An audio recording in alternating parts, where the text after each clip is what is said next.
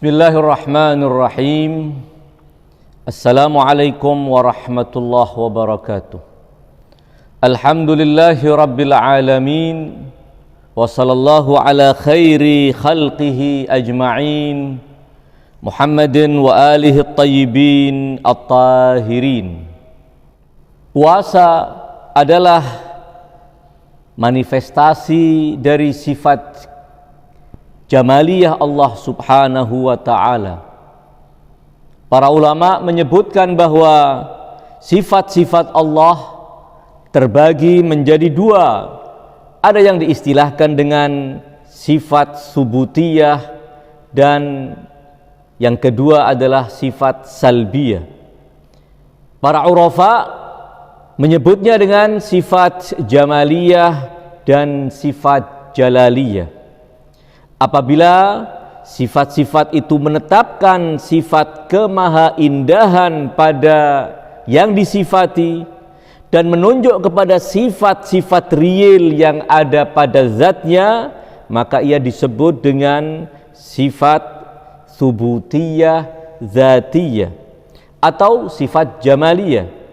Sifat seperti al-ilm, maha mengetahui, al-qudrah, maha kuasa, al-hayah, maha hidup, dan sifat-sifat yang sejenisnya digolongkan di dalam sifat-sifat subutiyah. Dia menetapkan kemahaindahan dan kemahasempurnaan bagi zat Allah subhanahu wa ta'ala. Namun apabila sifat itu ditetapkan untuk menepis sifat-sifat kurang, sifat-sifat yang menunjukkan kebutuhan zat kepada selainnya, maka menafikan sifat-sifat itu dengan menyebut sifat-sifat tertentu disebut oleh para ulama dengan sifat jalaliyah atau sifat salbiyah. Kita meniadakan sifat-sifat kurang bagi Allah subhanahu wa ta'ala. Sifat maha rahmat yang disandang Allah subhanahu wa ta'ala adalah sifat yang menetapkan kemahaindahan Allah subhanahu wa ta'ala. Para ulama ketika berbicara tentang rahmat Allah subhanahu wa ta'ala, mereka menyebutkan bahwa rahmat Allah dari satu peninjauan tertentu dibagi menjadi dua. Ada rahmat yang sifatnya rahmaniyah dan ada rahmat yang sifatnya rahimiyah. Kata rahman dan kata rahim keduanya diambil dari kata dasar ar-rahmah.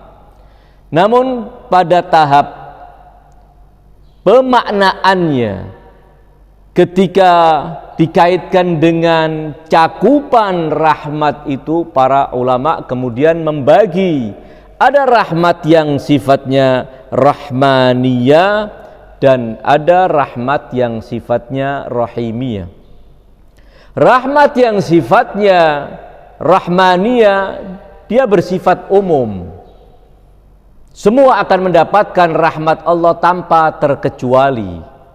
Tidak khusus bagi hamba-hamba tertentu Allah melimpahkan rahmatnya, namun untuk semuanya.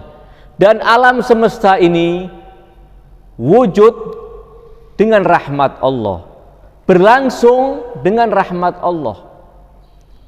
Andai Allah menghentikan suplaian rahmat kepada alam wujud, niscaya alam ini akan tiada, tidak akan bisa melanjutkan keberadaannya.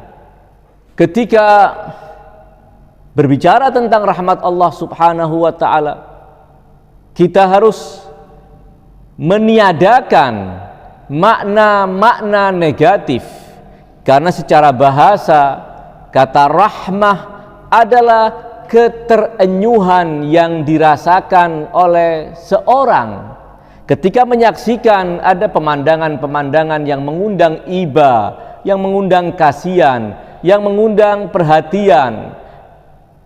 Ketika itu kita merasakan ada perubahan dalam diri kita terhadap objek yang sedang kita saksikan, objek yang mengharukan, objek yang mengundang belas kasih. Setelah menyaksikan pemandangan yang mengenyuhkan itu, kita bangkit untuk melakukan sesuatu demi membantunya.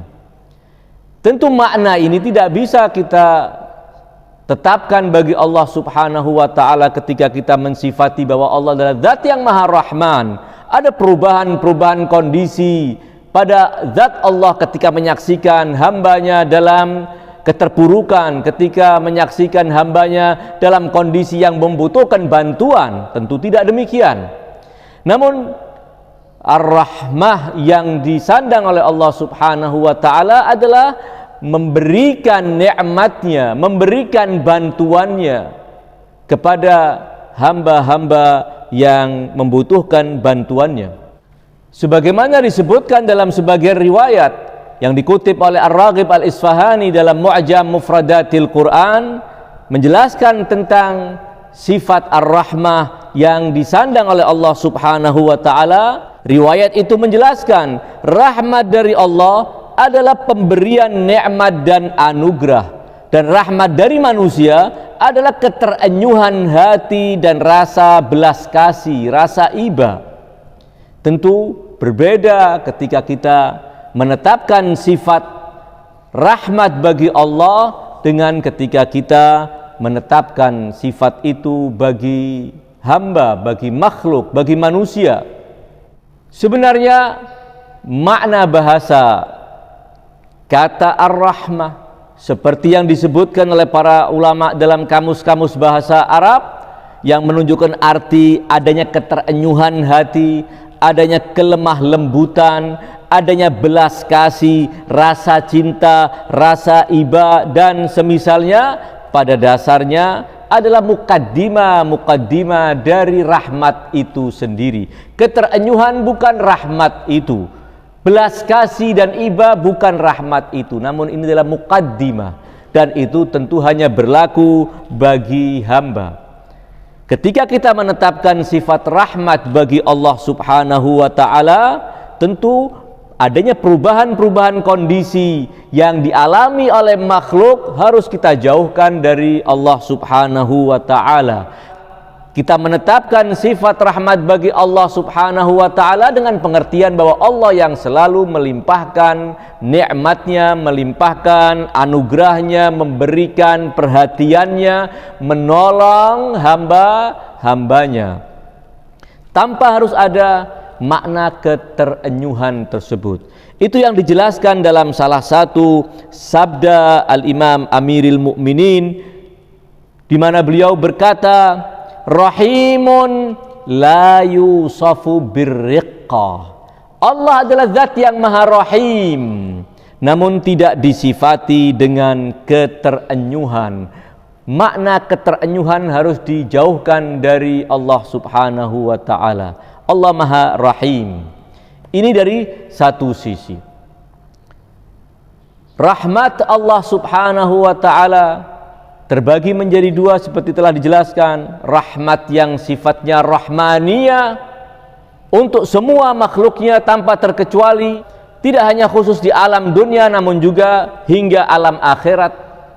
Namun rahmat yang sifatnya rahimiyah adalah rahmat yang khas, rahmat yang khusus, diberikan untuk hamba-hamba yang khusus. Untuk kedua pengertian rahmat bagi Allah, rahmat yang sifatnya rahmaniyah dan rahmat yang sifatnya rahimiyah, para ulama ketika memilah yang demikian, mereka kembali kepada Al-Quran dan menemukan akar pemilahan itu pada ayat-ayat Al-Quran itu sendiri. Dan kemudian riwayat-riwayat sabda Nabi dan para imam suci Ahlul Bait memperjelas, menjabarkan lebih gamblang apa yang telah ditetapkan di dalam Al-Quran Al-Karim. Rahmat yang sifatnya rahmaniyah yang mencakup semua makhluk Allah, dari atom yang terkecil hingga ciptaan Allah yang terbesar. Rahmat inilah yang disebutkan dalam surat Al-A'raf ayat ke-156 ketika Allah berfirman, wa rahmati wasi'at kulla syai', dan rahmatku akan meliputi segala sesuatu. Tidak ada sesuatu apapun di alam wujud ini, di alam ciptaan Allah ini, kecuali telah diliputi oleh rahmat Allah subhanahu wa ta'ala. Rahmat yang sifatnya rahimiyah adalah rahmat yang sifatnya khusus, diberikan kepada hamba-hamba yang khusus. Tidak semua mereka mendapatkan rahmat rahimiyah. Dan ini yang disebutkan dalam lanjutan ayat yang telah saya baca, wa rahmati wasi'at kulla syai', menunjuk kepada rahmat rahmaniyah. Dan akhiran dari ayat ini, inna rahmatallahi qaribun minal muhsinin, dan sesungguhnya rahmat Allah itu dekat kepada orang-orang yang muhsinin. Allah hanya akan menetapkan rahmat yang khusus bagi hamba-hamba yang telah memenuhi syarat. Di antaranya adalah hamba-hamba yang selalu berlaku ihsan dalam kehidupannya, baik terhadap dirinya maupun terhadap orang-orang lain. Kedua level rahmat Allah ini telah disebutkan di dalam Al-Quran, di pembuka surat-surat Al-Quran kecuali surat Bara'ah. Sehingga total ayat basmalah yang menyebut dua sifat Allah, Rahman dan Rahim, Bismillahirrahmanirrahim, adalah 113 ayat di awal-awal surat Al-Quran, dan ditambah satu ayat yang bercerita tentang surat Nabi Allah Sulaiman, innahu min Sulaiman wa innahu bismillahirrahmanirrahim. Di dalam ayat-ayat itu, dua sifat Rahman dan Rahim Allah tetapkan bagi zat Allah subhanahu wa ta'ala. Dan ini menjadi bukti bahwa Al-Quran adalah kitab rahmat. Allah turunkan Al-Quran sebagai rahmat dan manifestasi dari rahmat Allah subhanahu wa ta'ala. Muatan dan kandungan kitab suci Al-Quran adalah penuh rahmat, membawa kedamaian bagi umat manusia. Bukan kitab yang mengajak kepada kesengsaraan, bukan kitab yang menyebabkan penderitaan bagi umat manusia. Kembali bahwa para ulama membedakan antara Rahman dan Rahim. Ada sebuah riwayat dari Imam As-Sadiq alaihi salam yang menjelaskan bahwa sifat Rahman adalah sifat yang khusus bagi Allah. Tidak dibenarkan kita sematkan, kita tetapkan untuk selain zat Allah. Namun makna yang terkandung di dalamnya umum. Berbeda dengan sifat Rahim yang boleh kita tetapkan bagi selain Allah subhanahu wa ta'ala. Seperti dalam sebuah ayat yang mensifati Rasulullah bahwa bil mu'minina raufun rahim. Sifat itu boleh kita terapkan, boleh kita sematkan kepada selain Allah subhanahu wa ta'ala. Namun ketika kita tetapkan untuk Allah subhanahu wa ta'ala rahmat yang terkandung dalam sifat rahim, sifatnya khusus. Beliau mengatakan bahwa Rahman adalah ismun khas bisifatin ammah, nama khusus bagi Allah, namun cakupan rahmat di dalamnya sifatnya umum. Sementara Rahim adalah ismun am bisifatin khassa, nama yang boleh kita gunakan, sifat yang boleh kita sematkan kepada selain Allah, namun rahmat yang terkandung dalam sifat Rahim sifatnya khusus. Setelah kita sedikit berbicara dan menguraikan makna rahmat dan perbedaan antara rahmat rahmaniyah dan rahmat rahimiyah, kita akan menyaksikan bahwa ada korelasi, ada keterkaitan antara Ramadan, bulan suci, bulan agung, dengan sifat rahmat Allah subhanahu wa ta'ala. Bulan suci Ramadan Allah pilih secara khusus untuk menjadi bulan diturunkannya Al-Quran Al-Karim. Allah subhanahu wa ta'ala berfirman, Syahrul Ramadhan alladzi unzila fihil Qur'an hudan linnas wa bayyinatin minal huda wal furqan.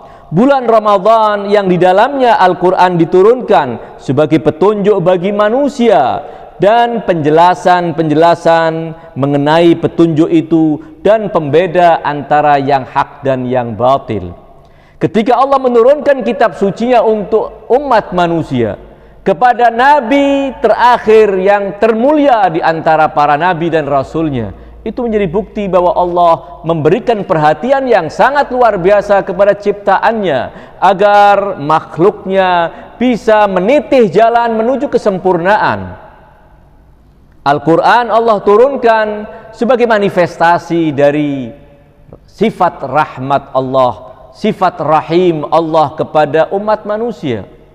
Di dalam Al-Quran Allah memperkenalkan kepada kita sifat-sifat mulia dan asma husna Allah, yang melalui pemahaman kita tentang sifat-sifat itu kita akan mendekatkan diri kepada Allah subhanahu wa ta'ala dan meraih kesuksesan dan kejayaan, meraih kebahagiaan di dunia dan akhirat. Di dalam Al-Quran Allah menjelaskan aturan hidup yang harus dijalankan oleh umat manusia. Melalui menjalankan aturan Tuhan, manusia akan mendapatkan kebahagiaan dalam kehidupan dan mendapatkan kesuksesan abadi di akhirat kelak. Al-Quran Al-Karim adalah tali yang akan menyambungkan kita dengan puncak kebahagiaan. Karenanya Al-Quran akan menampakkan kepada kita semua kemahaindahan Allah, semua sifat kemahaagungan Allah akan terjelma di dalam Al-Quran Al-Karim. Dalam salah satu sabdanya, Imam Amirul Mukminin pernah berkata tentang Al-Quran Al-Karim. Beliau mengatakan, fatajalla subhanahu lahum fi kitabihi min ghairi an yakunu ra'auh bima arahum min qudratihi wa khawwafahum min satwatih. Maka Allah bertajalli kepada mereka, kepada umat manusia, kepada ciptaannya di dalam kitab sucinya, tanpa mereka harus melihat Allah dengan mata telanjang mereka.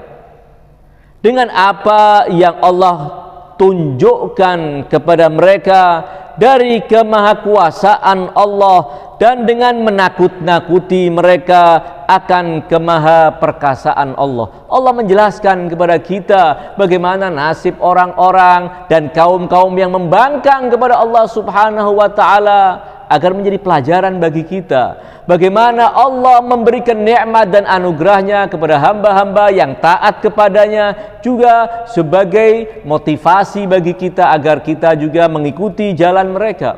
Semua ini kembali kepada kemahalembutan Allah, kembali kepada sifat belas kasih Allah kepada ciptaannya. Allah menginginkan yang terbaik bagi ciptaannya.